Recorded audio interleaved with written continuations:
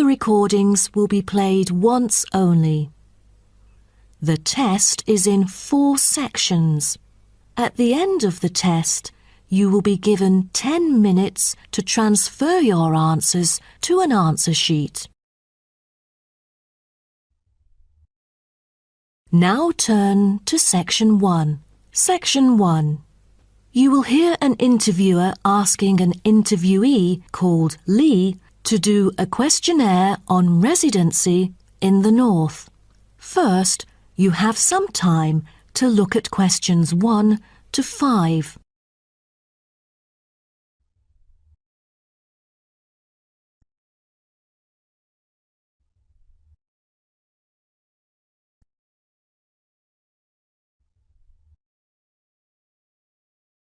Now we shall begin. You should answer the questions as you listen, because you will not hear the recording a second time. Listen carefully and answer questions 1 to 5. Excuse me? Yes? I was wondering if you could spare a few minutes to do a questionnaire on your residency here in the North. It won't take long. No, that's fine. Lovely. First of all, may I get some information about yourself? Okay. May I know your name and age? My name's Lee, and I'm 19 years old now. Great. And could I ask what your job is? Are you a student? Actually, I'm going to continue my study in business management next month. But at the moment, I'm a salesman by profession. Oh, right. And how long have you been living here in the North? Well, I have been in this city since I was 3 years old, but my family and I had lived in the East for 7 years at first. Now I am 19, so I have spent about 9 years living here till now. Great. Which part of the northern area do you live in? I live in Spring Park. Have you heard of it? Yes, of course. So what about your accommodation? Do you live in a house or a flat or something similar? I used to live with my family in a big house, and now I'm living in an apartment with 2 of my friends, who are my colleagues as well. Oh, right. And one more question. What means of transport will you take when you need to go somewhere? If it's not too far away, I'd prefer to go on foot or by bicycle. If there is a long way to go, I take the train or sometimes a cab. I rarely take buses, because I think the most important things to keep in mind are time and comfort. Great. Thanks. Before you hear the rest of the conversation, you have some time to look at questions 6 to 10.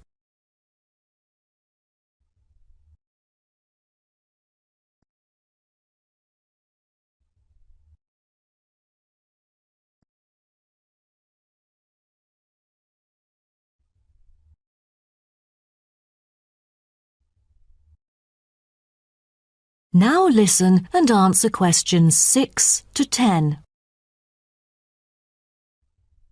Now, let's go to the second part of my questionnaire. I'd like you to tell me, how often do you dine out? Is it once a week or several times a year? I'm afraid neither of those options agree with me. I don't often go out for dinner, maybe once a month. Every week just seems too often for me. OK, then where do you usually go for recreation? I often go to places that other people go to. I sometimes go clubbing after work. You know, there are some fantastic clubs nearby. And if you do not have to work during the day, will you go for a show or something? You know, there is a newly built theatre that opened last month in Spring Park, but I rarely go there because it's too expensive. I prefer to go to the cinema to see some of the latest movies. Do you like doing sports? And what is your main form of exercise? I like swimming and I go to the gym occasionally, but I spend most of my spare time sailing. All right. Last question. Have you taken any part-time courses? Yes, because I'm really keen on cartoons. I'm doing a Japanese course during the weekends, but I'm still a beginner. Wow, what a special language. Most people I know would like to learn Spanish or Latin. You must be brilliant. Well, thank you very much for your time. No problem. Bye. That is the end of section 1. You now have half a minute to check your answers.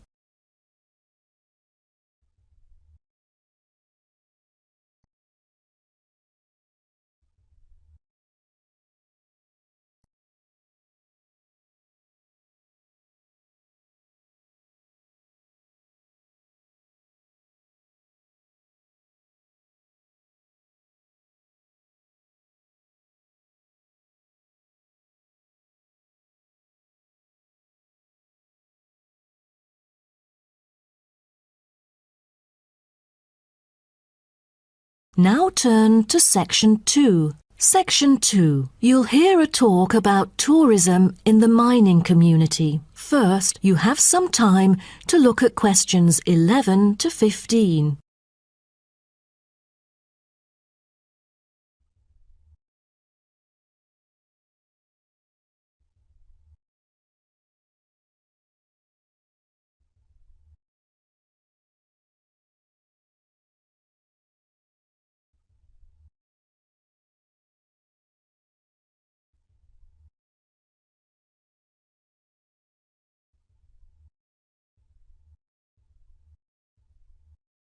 Now listen carefully and answer questions 11 to 15.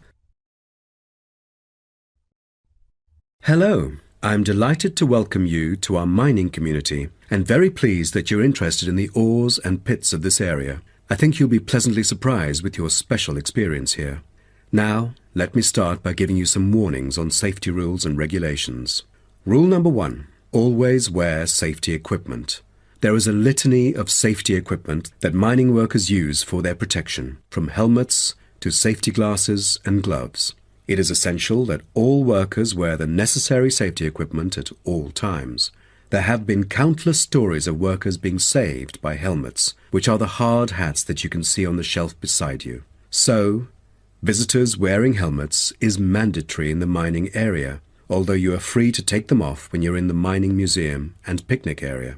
You won't need to pay any deposit, though you should return them to the counter once you finish the visit. The helmets are offered in all sizes, so choose a suitable one. All right, our mining community is currently being refurbished for some of the main area, so please make a note of that, and you'll know what to look out for. So, when you go in or out of the mine, please pay attention to the road, for it has just been repaired because of the rough surface and can be really slippery since it's still wet. The history and process of tin mining are complicated and involve a lot of special words, but here you will see how it was and still is done. After a short 5 to 10 minute walk, visitors can track round a numbered route with clear explanations. Most of the tour is in the open air, so nice weather helps. All areas are clearly posted with signs, but if you have problems travelling around or climbing up and down, you can turn to the staff here, and we are happy to help. If you're interested, Blue Hills Tin Stream is a working water-powered tin streaming mill that gives visitors a very clear idea of how difficult it is to get tin out of rock. I hope you'll enjoy the informative indoor presentation and this self-guided tour, but you have to bear one thing in mind, that smoking is forbidden throughout the whole community. Though you can take phones and of course use them, you'll also be surprised that there will be more than just one place to go in the mine.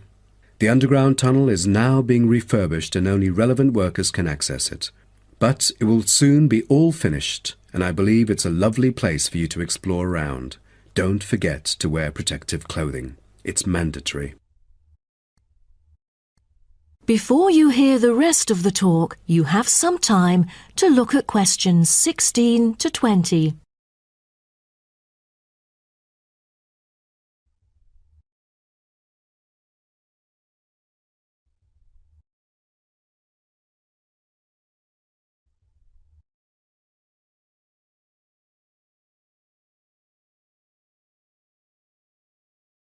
Now listen and answer questions 16 to 20. Now, let's start by seeing where you can go. As you can see on our map in the brochure I've given you, we are here at the reception block. We have a famous mill which is used for making and processing materials such as steel and coal. To visit it, just go straight ahead, north, along the path in front of you, and you'll find it at the end of the path. Now, towards the east, go along the path from our starting point. Turn left to the corner and then turn right. There is a car park at the east end of the lane. To the west, there is a museum. Past the shop, around the crossroads, and it is just located at the west end of the road. And by the way, the shop is specialized in selling a variety of ore-related souvenirs, including key rings, postcards, tin-made Lewis chessmen, and even Roman soldiers which are made from beautiful pyrite. If you are interested in the laboratory where scientific experiments, analyses and research are carried out, it is situated at the southern part of the park, opposite the shop.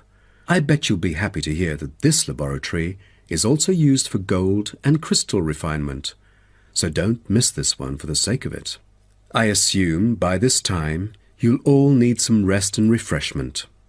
So we have an excellent cafe which caters for delicious food and beverages at the other side of the road next to the shop. Of course, if you want to spend some time in the fresh air, we have a perfect picnic area which is just right and northeast of the reception block.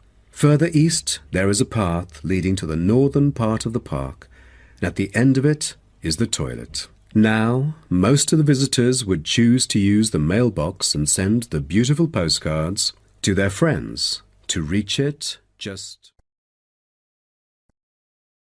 That is the end of section 2. You now have half a minute to check your answers.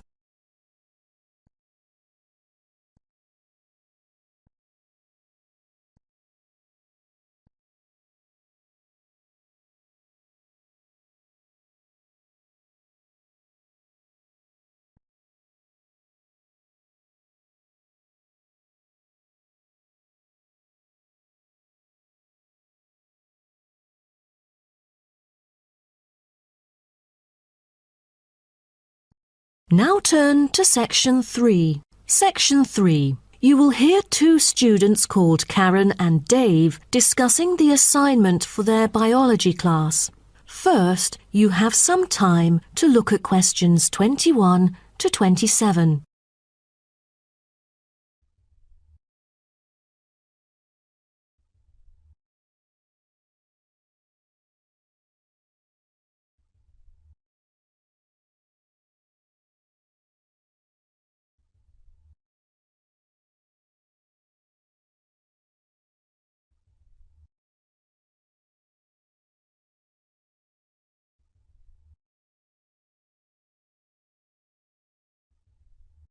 Now, listen carefully and answer questions 21 to 27.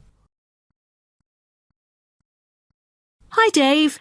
As you know, I've asked you to come here today to discuss the assignment for our biology class. We must decide what we should do about this very important research work. The whale survey. Yeah, I was also hoping to share some ideas with you. So let's start. OK. I've dug into some journal articles to see what sort of questions we should consider. Most of them include watching time and strongly urge it to be the top concern. What do you say? Yeah, the watching time should be carefully chosen, since I've heard a lot of unnecessary failures concerning picking the wrong time when it all went stormy and murky, and then nothing was seen during the whole field trip. I mean, they could have avoided that easily. Right. Then we should also pay close attention to the sea's surface because no one wants to encounter the failures you just mentioned. I think we'd better hope for the best, that it will be calm, with no choppy status. What about the weather conditions?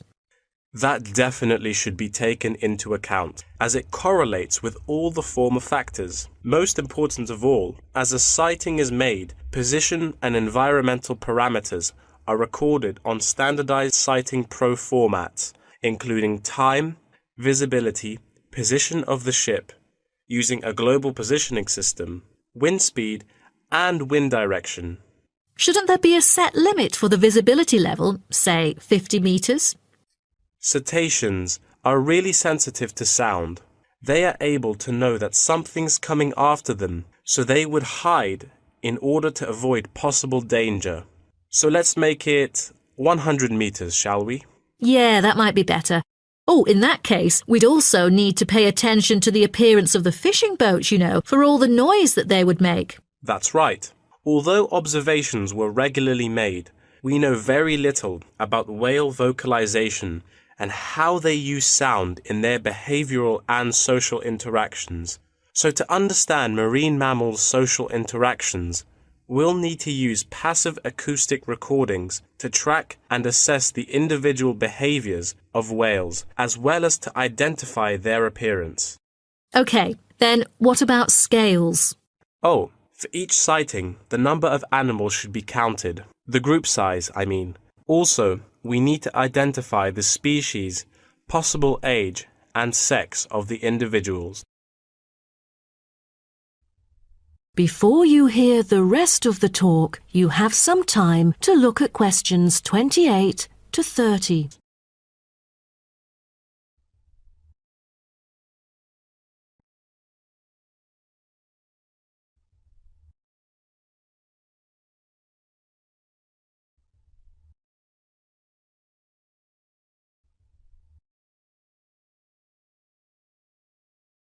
Now, listen and answer questions 28 to 30.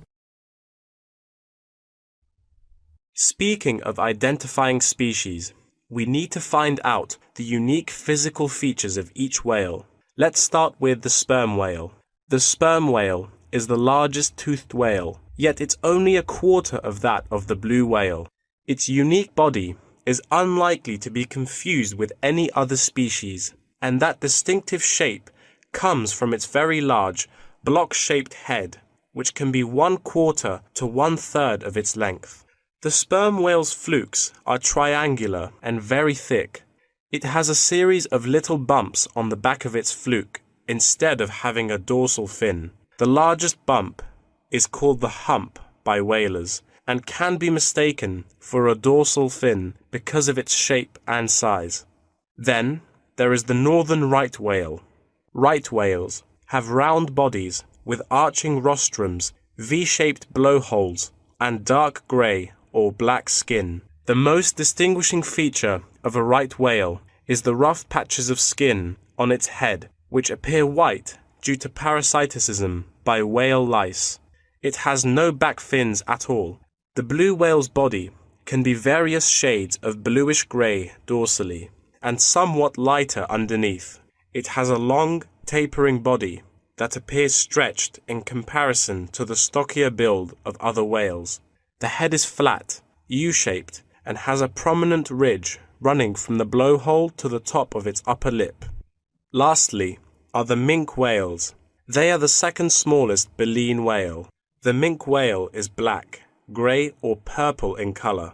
Common minke whales are distinguished from other whales by a white band they have on each flipper. Their long back and tiny dorsal fin, 2/3 of the way down their back, is quite distinctive. That is the end of section 3. You now have half a minute to check your answers.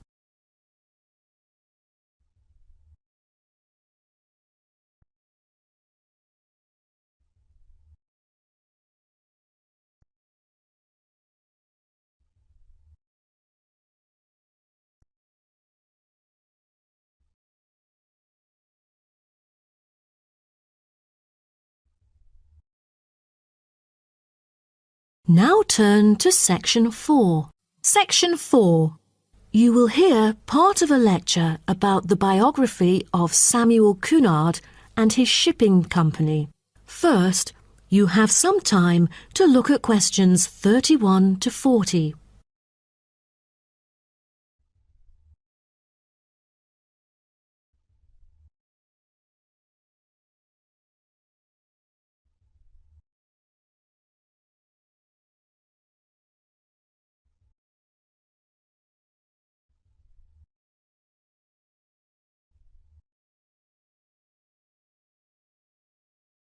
Now, listen carefully and answer questions 31 to 40. Good morning, class. In the last few lectures, I've talked about the history of technology in the business area. But today, I want to use Samuel Cunard as our case study, who was a shipping magnate that founded the Cunard Line. Now, Cunard was born in Canada. When he first left home, he was still a teenager. Then he came into a US company as a worker and learned how to sail there. During the War of 1812, Cunard volunteered for service in the 2nd Battalion of the Halifax Regiment Militia and rose to the rank of captain. He held many public offices, such as volunteer fireman and lighthouse commissioner, and maintained a reputation as not only a shrewd businessman, but also an honest and generous citizen. When he went to England, his friends cooperated with him, and together they coined a shipping company. The company had instant wealth and could deal with more than one cargo, for its major business was in North America and the Atlantic. From then onwards, Cunard became a highly successful entrepreneur in British shipping and one of a group of 12 individuals who dominated the affairs of England. In 1838, the British government, impressed by the advantages of steam sailing for making regular passages, invited tenders to carry the transatlantic mails by steamer. Back then, mail contact through steamships brought more punctuality, while other types of ships were always delayed. The journey times were flexible, with a transatlantic crossing lasting for 6 weeks and with no fixed times of departure or arrival. So it was never known when the mail would arrive, or, since so many sailing ships foundered, whether it would arrive at all. What Cunard wanted, in line with the thrusting new technology of the Victorian age, was a maritime extension of the brand, new timetabled railways on land. Cunard's experience in steamship operation, with observations of the growing railway network in England, encouraged him to explore the creation of a transatlantic fleet of steamships, which would cross the ocean as regularly as trains crossed land, and that's why he went to the United Kingdom seeking investors in 1837. He set up a company with several other businessmen to bid for the rights to run a transatlantic mail service between the UK and North America for £55,000 annually for 10 years. The bid was successful. Almost at the same time, Cunard cooperated with an English businessman and established the British and North American Royal Mail Steam Packet Company, the ancestor of the Cunard Line.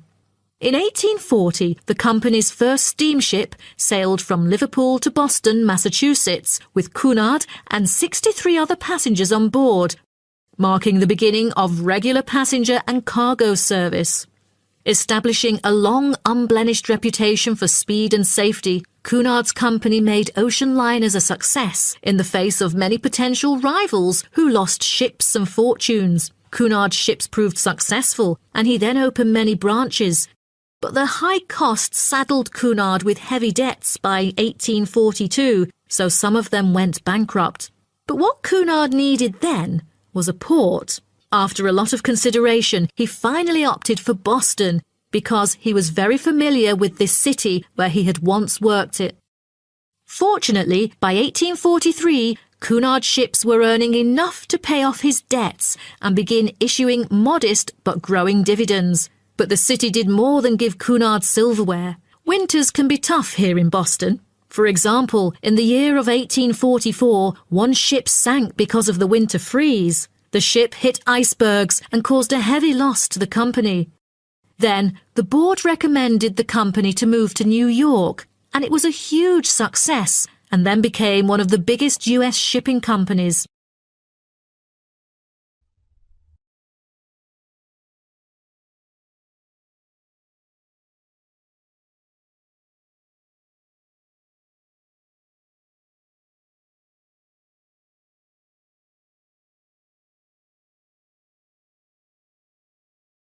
Cunard himself made safety his priority, and to this day, Cunard has never been responsible for the loss of a single passenger or a single mail bag on the Atlantic run.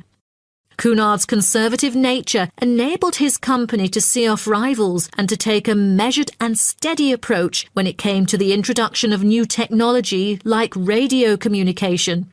In the early years of his career, Cunard took a prominent part in community activities and various charitable organisations, as well as mercantile affairs which extended throughout the Atlantic provinces.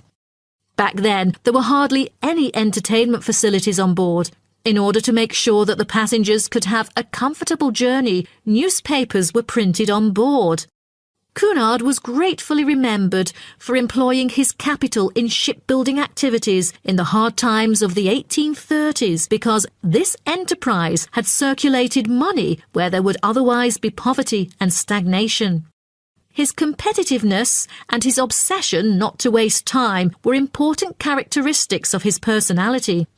Prior to 1912, the shipping line had focused on speed and soon was renowned for its velocity and safety. Although early in life Cunard was imperious, he learned diplomacy and became a skillful and persuasive negotiator.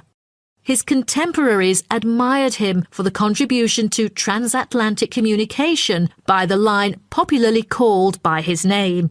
After that, for affluent transatlantic passengers, Cunard brought new levels of luxury to ocean travel: lavish suites, a swimming pool, gymnasium, ballroom, electricity, and more, just like that of luxurious hotels. Okay, so does anyone have any? That is the end of section 4. You now have half a minute to check your answers.